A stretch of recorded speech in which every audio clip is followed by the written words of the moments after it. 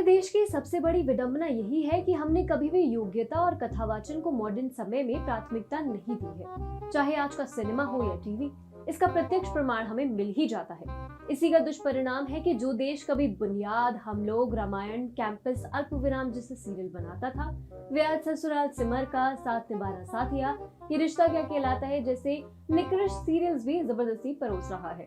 और ओटीटी के जरिए तो न जाने क्या क्या फुहड़ता देश में फैल रही है। जानेंगे इस मामले को विस्तार से टीएफआई के इस वीडियो में मेरे यानी दीक्षा नेगी के साथ। तो चलिए प्रारंभ करते हैं। कभी कभी आप भी सोचते होंगे कि आखिर भारतीय टीवी का ऐसा नैतिक पतन कैसे और कब हुआ। असल में इसके लिए हमें भारतीय टीवी का संपूर्ण इतिहास जानना होगा।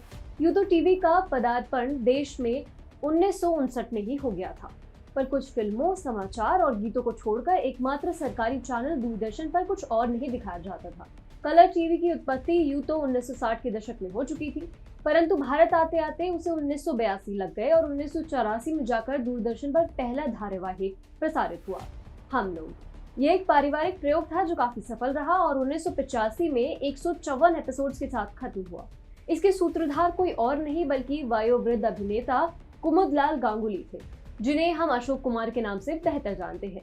ये वो समय था जब लोगों के पास दूरदर्शन के अलावा कोई विकल्प नहीं था और तब लोग वामपंथ और दक्षिणपंथ के बीच का अंतर से भी कुछ अधिक परिचित नहीं थे। इसी बीच हम लोग के लेखक मनोहर श्याम जोशी एक और मार्मिक कथा बुनियाद के साथ प्रस्तुत हुए।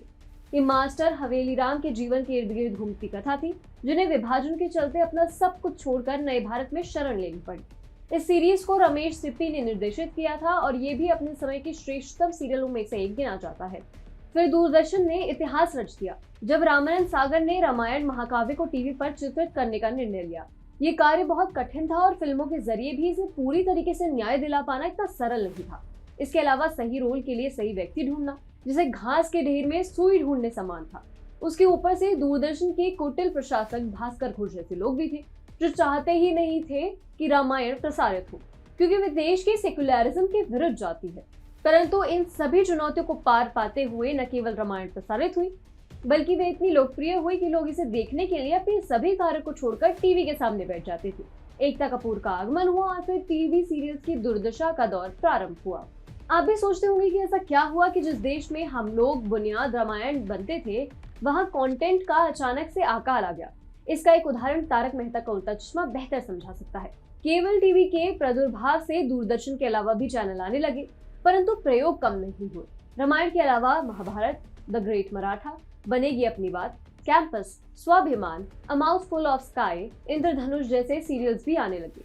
21वीं सदी के प्रारंभ तक भी अल्पविराम जैसे सीरियल बनते थे, जो आज भी समय से कहीं आगे थे और जिन्हें बनाने में आज की कथित वोक पीढ़ी के पसीने छूट जाएंगे। परंतु फिर पदार्पण हुआ एकता रवि कपूर का। स्टार प्लस नामक चैनल पर एकता कपूर सन 2000 में लेके आई 2 सीरियल, कहानी घर घर की और क्योंकि सास भी कभी बहू थी। दोनों ही सीरियल हम लोग की शैली से प्रेरित थे, परंतु इसे नींव रखी कुत्सित प्रथा की। सास बहू सीरियल्स और निकृष्ट यानी मीडियोक्रिटी थी। ये सीरियल ऊटपटांग प्लॉट, अजीबोगरीब कुरीतियों को बढ़ावा देने के कारण लोगों को आकर्षित करते थे। भले ही स्वीडिश यूट्यूबर PewDiePie ने टी सीरीज से अनावश्यक लड़ाई मोल लेकर अपनी भद्द पिटवाई, परंतु जब उसने अपना प्रथम वीडियो डाला, यो इंडिया यू लूज, तो उसका निशाना प्रमुख तौर से एकता कपूर के यही सीरियल थे, जिनके कारण फिर ससुराल सिमर का और साथ निभाना साथिया जैसे सीरियल्स को बढ़ावा मिला। इनके बारे में जितनी बात की जाए उतनी कम। क्या चल रहा है और क्यों चल रहा है किसी को पता ही नहीं था। अब ससुराल सिमर का कहने को तो एक आम सास बहू के सीरियल रूप में शुरू हुआ था, परंतु जल्द ही ये एक ऐसे शो में परिवर्तित हुआ जहां क्या चल रहा है और क्यों चल रहा है किसी को नहीं पता था। एक थप्पड़ खाने पर एक रुष्ट लड़की पर्दे से गला घोटने का प्रयास करती है, एक साधु के श्राप से मुख्य कलाकार मक्खी बन जाती है और न जाने क्या क्या इस सीरियल में देखने को मिला। ये सीरियल पिछले 10 साल से चल रहा था, जिसका दूसरा सीजन अभी प्रारंभ हो चुका है। ये निकृष्टता की पराकाष्ठा नहीं तो और क्या है।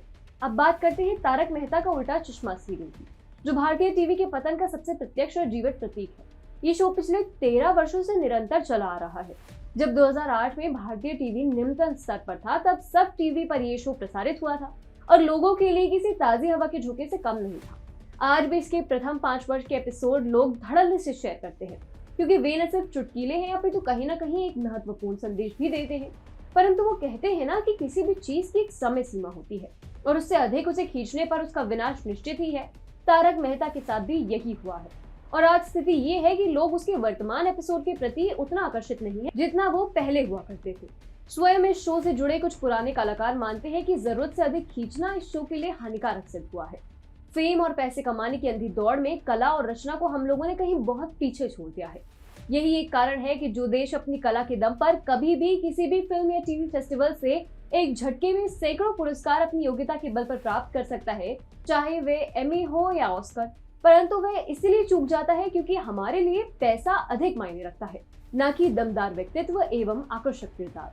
यदि हम केवल अपने वास्तविक इतिहास को ही पर्दे पर उतारना शुरू कर दें तो संसार का कोई भी टीवी फेस्टिवल किसी और को पुरस्कृत करने से पहले 100 बार सोचेगा।